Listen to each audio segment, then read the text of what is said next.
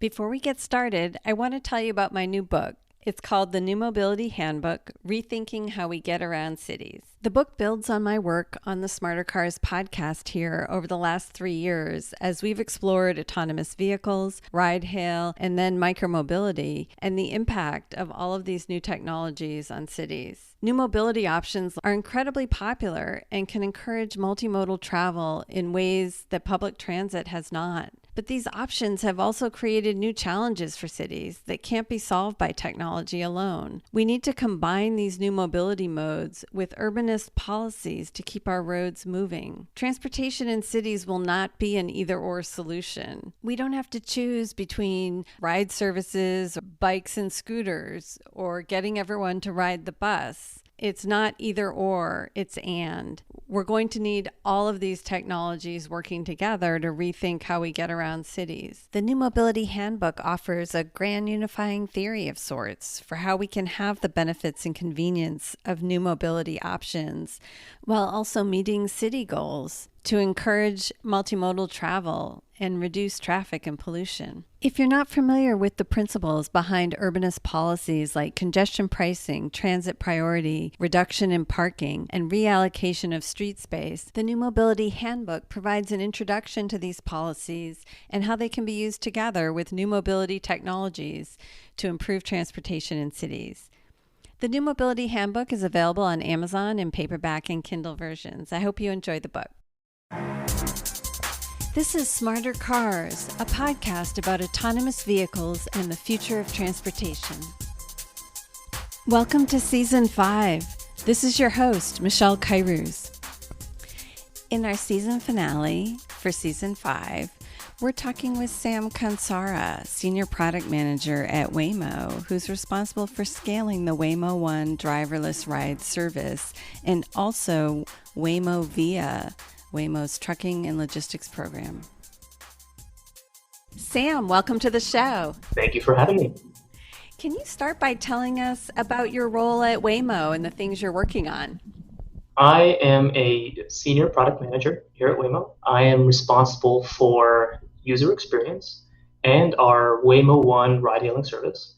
I'm also responsible on the product side for our local delivery business, which is part of Waymo Via, which is our trucking and delivery service. So let's start with Waymo One. This is your ride service program. You're currently only operating in Arizona, is that right?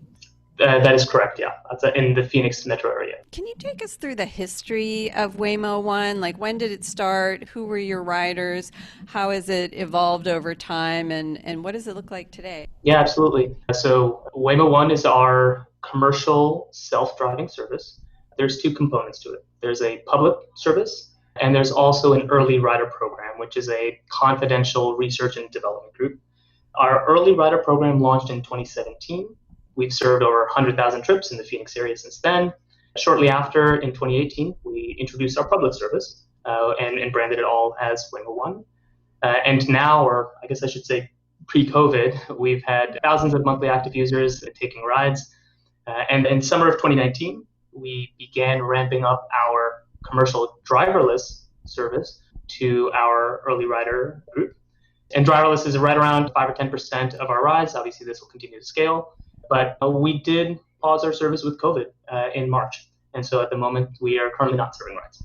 You launched the commercial ride-hailing service, and that's an app that anyone can download in the App Store and use your service in Phoenix. How does that work? If I download the app and I want to hail a ride, what if I want to go someplace that you don't go? Like, how do I know where I can go? And then second, do any of the commercial riders get a fully driverless vehicle, or is there a safety driver for the commercial riders? So starting with the first part of that, users will download that app like they would any other app. There is an onboarding process where we set up your account, things like making sure that we have your phone number in the event we need to call you, you add a payment method, etc.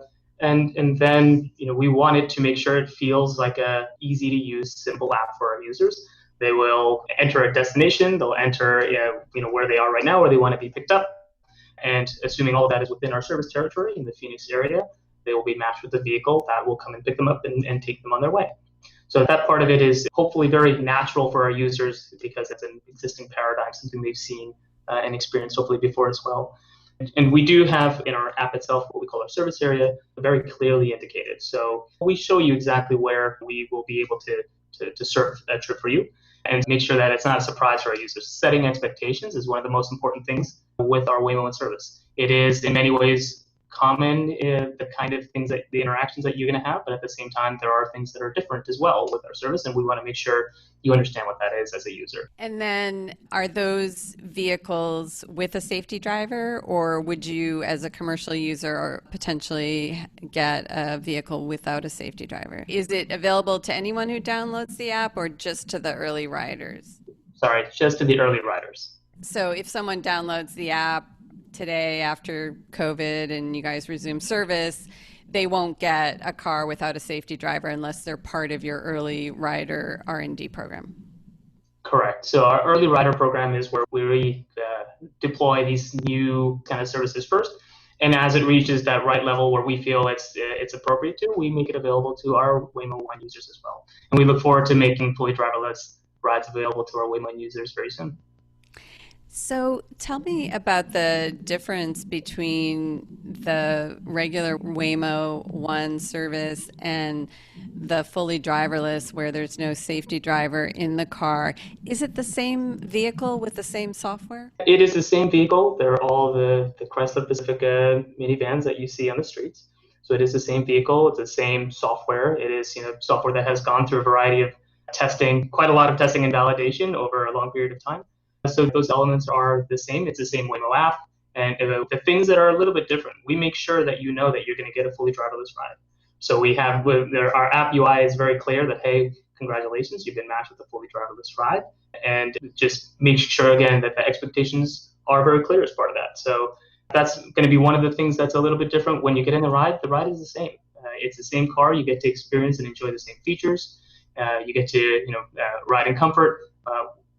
The things that are different we often see is the rider's sense of that first time they take that fully driverless ride, of the awe that they feel of, wow, there really is nobody behind this wheel. When they're in that driver with the safety driver in the vehicle, our users, they know that the car is driving itself, but the fact that you see somebody in that driver's seat is still this mental, I don't know if it's comfort or is a sense of familiarity of, well, okay, this is a self-driving car, that's amazing. But when you get in that first time is we've seen people just randomly start giggling and laughing because they're actually experiencing that and seeing this car going 45 miles an hour down a road with no driver in it. But otherwise the experience is the same, right? And that's actually intentional. Our product philosophy for us is that as much as possible, and again, this is something that we hold near and dear to our hearts, that the experience is meant to be the same. The value of the service with the safety driver for us is to learn as much as possible and to make sure our users get almost the exact same experience as they would when they get a fully driverless ride.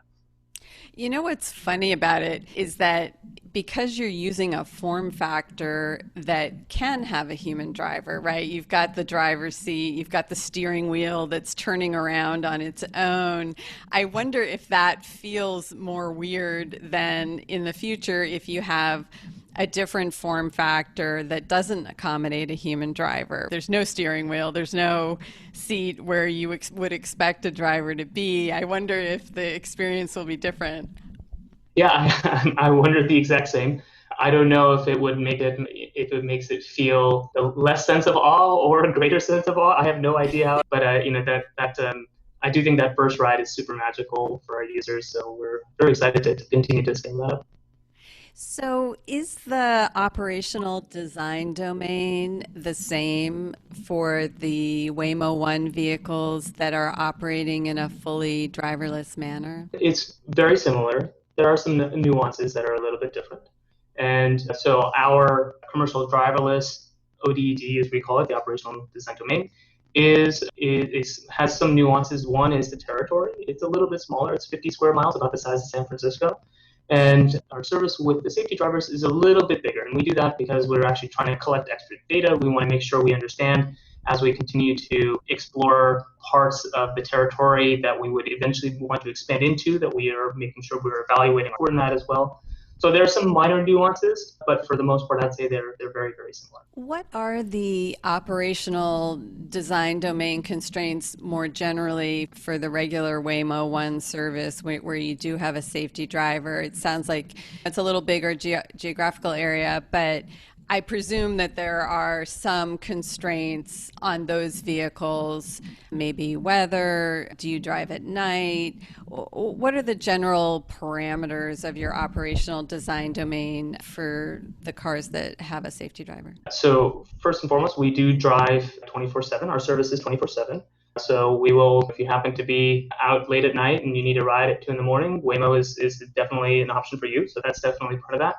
And the main constraints that we place on ourselves is our territory. And the reason is we think about what is the right way to scale our territory over time. And we don't want our driver product to be so different. As going back to that product philosophy, we want this to be as similar as possible. And so we will push the envelope a little bit with our driver product to make sure that we're gathering data and understanding performance as we are preparing to make something ready or available to our commercial driverless service. So we always think about that as in, there might be some, let's say, maneuvers that we might be comfortable doing in a driver world because we want to gather data. We want to understand how our vehicle will perform. We want to make sure we understand any nuances that we need to include in our development. And over time, the intention is obviously we want to make sure that set of new capabilities is also available. So everything is about data collection, understanding it, making sure that we've validated that these features work as intended, and then make it available to our commercial driverless product as well. I think that's one of the most interesting things about operational design domain. We all hear about geography and we hear about day versus night or certain weather constraints, but are the cars taking a different route, making more right-hand turns than left-hand turns, or are there certain maneuvers they just can't do? Or how do you guys think about those types of constraints on your operational design domain? So I'd say the main philosophy point that I can probably share is going to be we want to make sure that anything our driverless vehicles are going to be doing in the course of their operation is something that is well tested and well founded. So that's the main the point that I'd want to highlight. If for whatever reason we don't believe that this is the right set of things to be doing at the moment, we can make those adjustments as we need to. But with drivers in the vehicle, we intentionally are going to do something a little bit different, a little bit broader for some period of time to gather that data. But that's pretty much the main bounds with which we think about it. We want to make sure that what we're doing is going to be well tested, well established. So how do you think about expanding the operational design domain over time? You mentioned geography. Is that the hardest part? And what is it that's kind of a gating factor? Like, why can't you just go out tomorrow and expand to 50 more cities? Is it really about the mapping and testing of particular routes within certain geographies? Yeah, so we've learned a lot in these last 10 years. And one thing that we've definitely learned is that expanding our product is going to be gradual. It's going to take time. And it's going to be one that we want to make sure we do in a slow and a measured way. And part of that is as we consider expansion to other territories that we've equivalently, as we were just mentioning, gathered the right amount of data to feel confident and that what we're going to be deploying is going to be safe. And so that's, as we think about, again, territory expansion or other elements of our ODD, it's all about taking that step-by-step approach to make sure that as we are actually deploying our vehicles and collecting data, because that's clearly what we're going to do first. We're going to collect data, we're going to build our maps, we're going to make sure that operationally we feel comfortable about any expansion or new territory and validate this to the level that we feel is sufficient to make sure it's safe enough to put riders in the car. So it's going to be one of those areas that's going to take time. That's going to be step by step. It's going to be gradual, and then that's just what we've gotten from our our years of experience. There's a certain amount of testing and comfort that you got from testing different road scenarios, and I'm trying to figure out how much of that kind of applies across all geographies and how much is specific to a particular city, doing additional high definition mapping, additional testing on those specific roads. Is that like the last 10% before you can launch and 90% is all the great experience that you've had over the last 10 years? Or do you feel like you're starting over every time you launch in a new city? Yeah, so you're asking the question around, is technology being overfit to any specific market? And for us, the way that we also think about it is clearly it's in our product design that we want this to be a technology that can easily expand to new territories. And once we have a foundational level of mapping, et cetera, built, that we can easily apply it. What we've also learned, though, is that the various markets, various cities have nuances that are important for us to understand. So driving in a market which has completely different the way that the roads are oriented or the way that the traffic happens to flow, the natural kind of local ways of driving, because it's important for us that we also fit in with the way that the community drives. All these sort of factors that are subtle is important for us to learn. So for us, it's going to be similar in that we do want to get into that market. We do need to make sure that we are driving in and discovering those types of nuances in how we drive and how the others in the community, other road users, are also driving, so that we can make sure that ultimately that we have validated that it is safe and we feel comfortable putting the vehicles in driverless with riders on the road.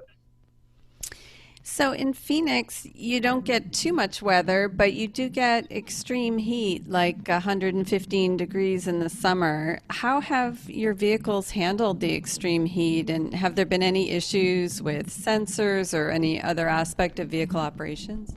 Yeah, so Phoenix does get very hot. I think just recently it's been over 110 degrees on a pretty regular basis, and the folks at Phoenix are resilient to that kind of heat. And our vehicles are designed to operate in that kind of environment as well. And so as the temperatures have been high at some periods of the day, and the middle of the day, we can continue operating our service as well. We have different ways of handling various things that can happen at either high or low end of the temperature spectrum, but we want to design the system to make sure it can up during the times with which is a pretty standard temperature for a given market. So, one of the ways that I think ride services are contemplating handling some of the limits of geography and operational design domains is to be able to offer a human driver for rides that are not serviceable by the autonomous vehicle. I think, Lyft and Uber would like to go down this road. I know you've done some work with Lyft as well. Can you talk about how you're thinking about that, what your relationship is with Lyft, and how Waymo is thinking going forward as you expand about whether to partner with services that also use human drivers? Yeah, so we have a great partnership with Lyft in the Phoenix area. Their bounds of that partnership are what we have deployed with them is if a Lyft user is in the Lyft app and happens to be taking a ride within what's our territory, so that that part of the Metro Phoenix area, that they will see an option to potentially hail a Waymo and use a Waymo instead of a traditional Lyft vehicle.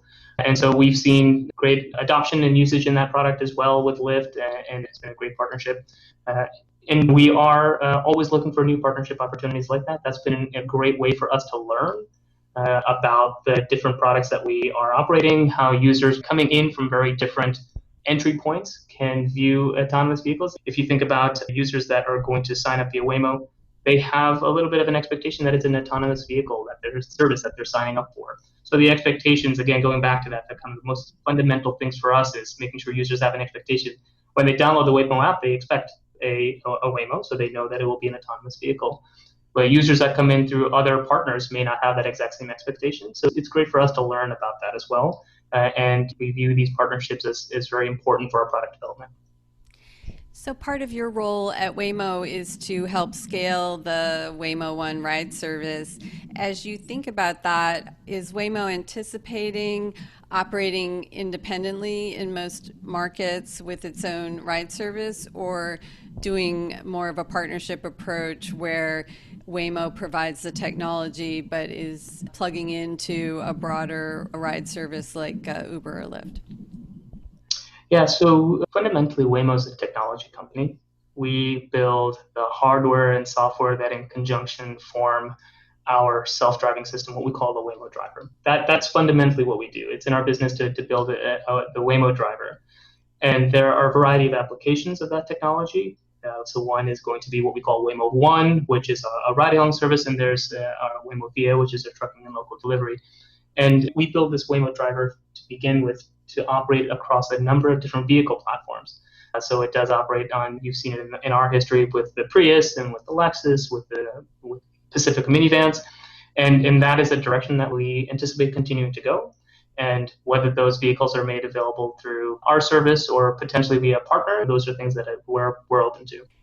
So in California, we see a lot of just low speed fender benders where human drivers bump into an autonomous vehicle because they are a little impatient, and the autonomous vehicle tends to have a more cautious approach to merging and things like that. How have you felt that the Waymo One vehicles operate with human drivers? Yeah, I'd say that what we want to do is to make sure that we drive in a natural way. That's important for us, and it's important not just for comfort of our riders, but it's also for the comfort of other road users, other people that will be behind us and maybe doing exactly what you described. So that is super important to us, and we're continuously getting better and learning more about that. And so every incident, like is a close call or something along those lines that you're describing as well, is opportunities for us to learn about it and make sure that we can deliver on it.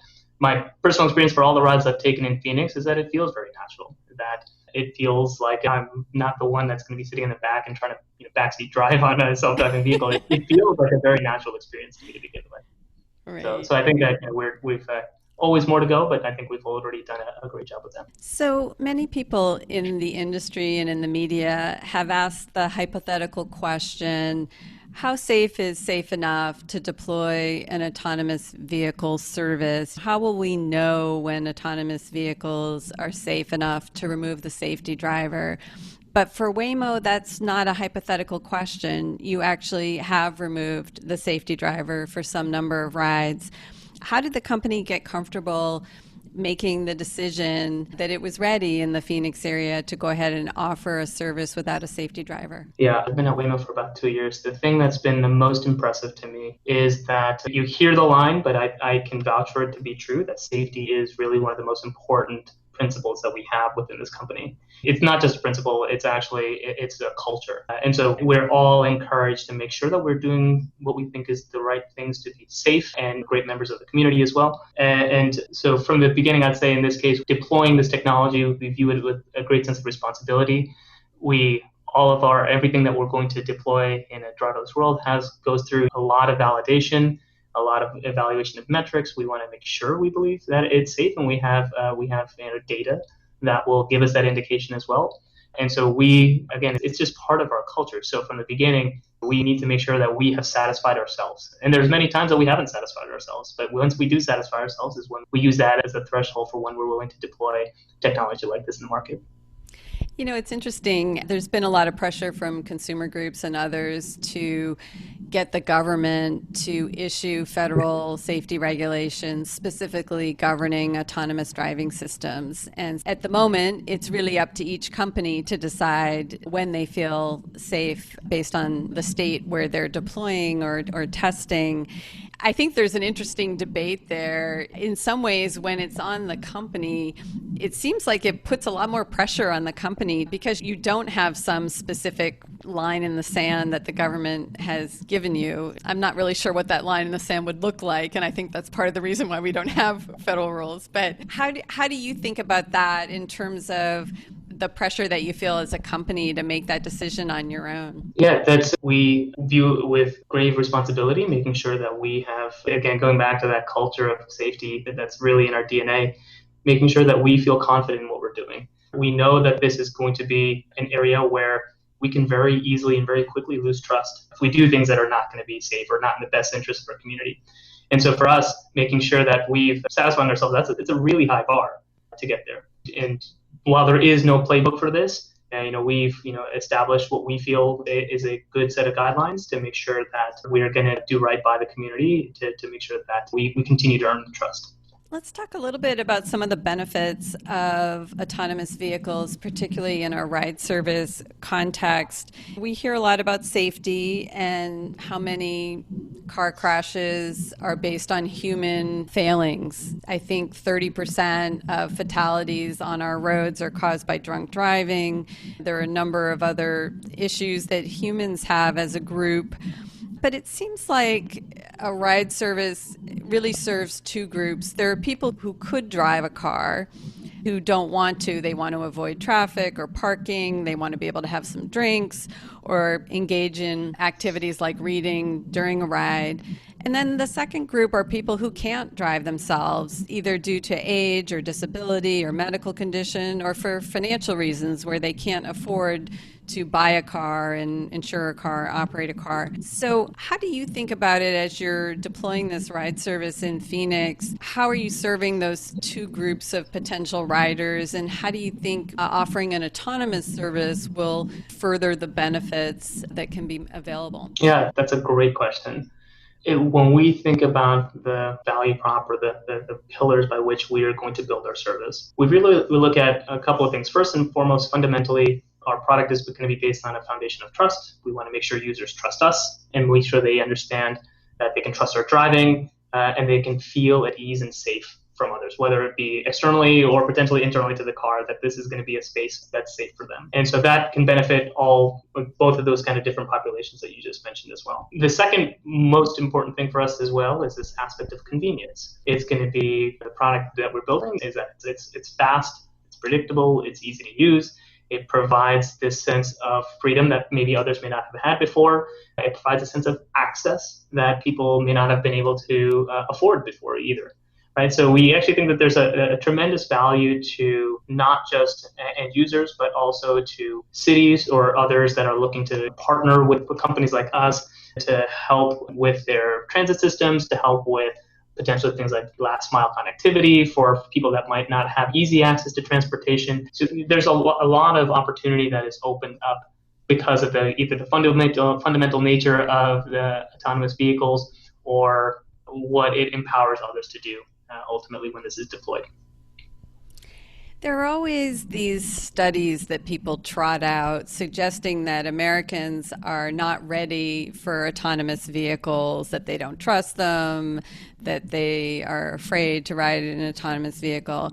But it seems like once you get in one, the experience universally is that people are bored and the novelty of it wears off pretty fast.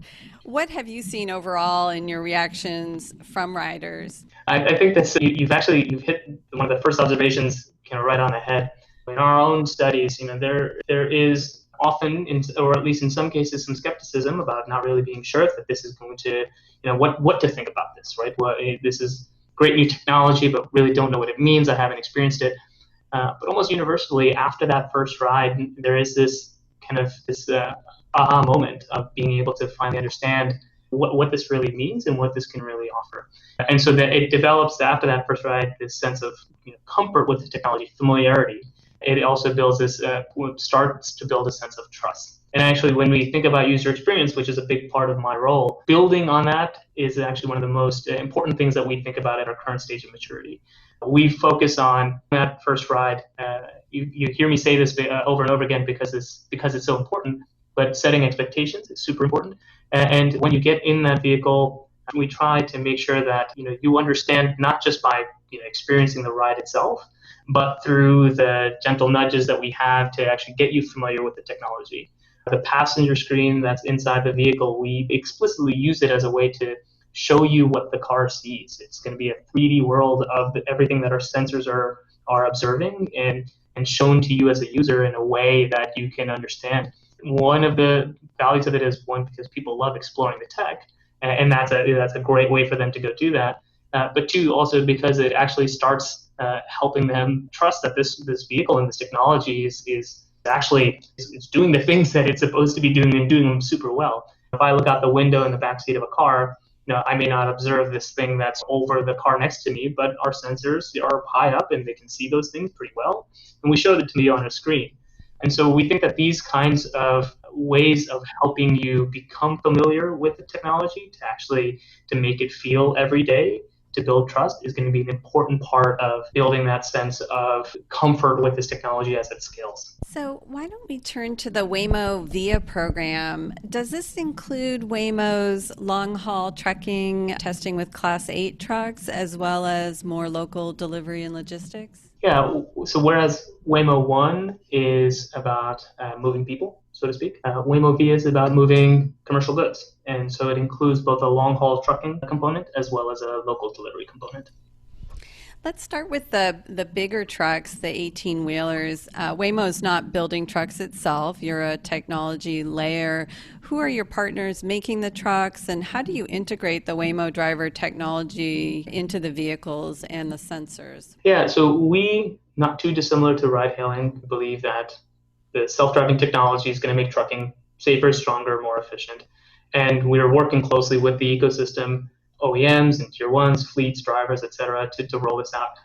At this stage, we're really focused on learning about trucking specific challenges for our driver. We need to understand those differences and make sure that the product that we're building is going to be able to solve some of the challenges that the trucking industry experiences. I personally focus on the local delivery elements of Waymo Via, which is currently operational in our service territory in Phoenix, Arizona, and similarly, just like with the trucking elements, we're exploring how the Waymo driver can provide customer and operational benefits to our partners and clients safely. So our current partnerships for local delivery, we have a partnership with AutoNation, where we're delivering car parts to and from dealerships. We also have a partnership with UPS, where we're shuttling packages between UPS stores and their Tempe hub. So lots of activity happening in Waymo Via for sure. And for the local delivery part of the Waymo Via service, what types of vehicles are you using? We're using the same vehicles that we're using for ride hailing. We're using our Chrysler Pacifica minivans, and in some cases, as needed, we may pull out the seats like we do with in our use case with UPS to get a little bit more capacity. But the way we see local delivery kind of play out a bit is that it is fundamentally tied to ride hailing in many different ways, and to want to make sure as much as possible that we're actually kind of learning in tandem as both of these technologies develop. So it's important for us to explore all the different use cases that we have with the vehicle platform, and both from a delivery and a ride hailing point of view. So is Waymo considering sort of a mid-sized truck, like a brown UPS truck size vehicle for delivery purposes, or are you sticking more with the minivan size or the Class 8 larger truck? Yeah, there's I don't have additional information to share at this time, except that we're always looking at our vehicle platform, our portfolio, and partnerships, and always open to opportunities. And has Waymo done anything with the smaller form factors? I know there are some companies that are looking to do local deliveries using more of a electric cargo bike or autonomous vehicle that would ride in the bike lane or on the sidewalk. Has Waymo focused its Waymo driver into smaller vehicles? Yeah, it's definitely been an area that has been explored in the past. Our focus is around looking at our how local delivery works in tandem, as I mentioned just a moment ago, with our ride-hailing service. So our focus is on the form factor that we're already using for ride-hailing and how we can apply that to as many different use cases and contexts as possible. So Phoenix, where you guys are operating now, is a little more suburban in its layout. But when you look at a dense urban environment like a San Francisco or Manhattan, there's a lot of concern at the city level about speed and about managing all the different road users that are out there, lots of pedestrians and cyclists and people riding scooters. How is Waymo thinking with its various products about how to manage a more dense urban environment? So ultimately for us, driving in a dense urban environment is going to be critical for our expansion, for our maturity. That's going to be inevitably the direction we need to go in, and making sure that we can handle those kinds of questions with a high rate of pedestrian interaction, high rate of vehicle traffic, high rate of other drivers potentially not always quite abiding by the same lane markings or others. That's part of the set of problems that we know we'll need to address as our technology develops. And going back to a question you had asked me earlier about new markets and what's different, that's part of what we learn. So as we actually deploy in a new market to start collecting data, we learn about what is that pedestrian density? How close do they creep into the street like in New York before while the cars are still going? And making sure that our vehicles can accommodate in that world is super important and part of our roadmap that we have to develop. Part of the things that we understand as we start collecting data in those markets. A lot of urbanists believe that if we lowered the speed limit in dense urban environments where there are a lot of pedestrians or other road users, that it would dramatically improve safety. And I can't help but think about the Google Firefly, which I think had a 25-mile-an-hour speed limit as a low-speed electric vehicle. Have you thought about bringing back a smaller form factor for use solely in dense urban environments? Yeah, our focus right now is on the partnerships and building the Waymo driver in the two existing vehicle platforms, kind of like the path that we've done with both our Chrysler Pacifica minivans and the Jaguar I-Pace all-electric vehicle. So that's the direction that we think is going to be the best way for us to deploy the Waymo driver is to find the right partners that we can develop the technology and adapt our technology for those various different platforms as well. All right, I'm putting in a pitch. Bring back the Firefly. And I was sad that it was before my time, but the people that had worked at Waymo during that time period all got these memento little Firefly toys that they keep on their desk. And it's a little badge of how long you've been at the company if you have a little Firefly toy. Every year there's always hey, can we make more of those? Those would be great to have. So yeah, they're definitely fun. So you talked about the Waymo driver being a technology that can be applied in different form factors. Is Waymo focused on ground transportation only, or are you looking at VTOL or any of these air delivery with your autonomous driving system? Yeah, who knows what the future holds? But our focus on developing the driver at the moment is I guess it's safe to say ground transportation and the application of our software hardware to actually navigate the world on streets. So that is our focus. Although I'd love to see a Waymo flying car, I'd say that our focus is on driving. All right. Well, thanks so much for coming on the podcast. It was great to hear what you guys are doing with the Waymo products. Yeah, thanks for having me on. I hope you can tell we're super passionate about this, so I appreciate the opportunity to get to share that with you. Thanks again to Sam for joining us. If you're enjoying the show, please leave us a rating or review on Apple Podcasts or wherever you listen to your podcasts. For the show notes for this episode and all of our Season 5 episodes, please check out our Substack publication at smartercars.substack.com. Thanks for listening. We'll see you next time.